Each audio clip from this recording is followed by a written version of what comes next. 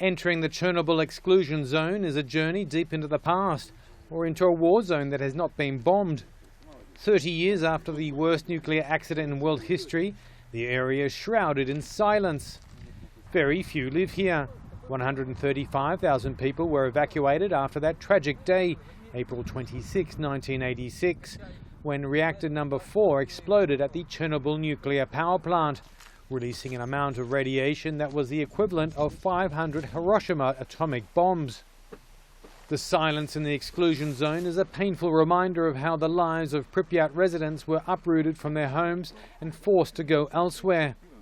Pripyat, founded in 1970, housed plant workers and their families. It was a model city with all the conveniences, and which attracted young people from across the Soviet Union. Today, one can only imagine how Pripyat was, with wide avenues, now covered in vegetation, huge residential buildings, now empty, and the giant main square of Soviet-style dimensions, abandoned.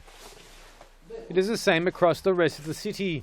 Shops, restaurants, cafes, supermarkets, schools and sports centres, all recognisable but quite eerie, because it shows how life was back then and how it suddenly stopped 23 past 1 in the morning on that fateful day.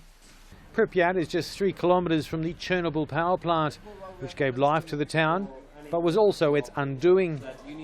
At the plant, several hundred metres from the main building, construction continues on a new sarcophagus, which will, later this year, replace the first and fragile structure that stopped the spread of radiation shortly after the accident.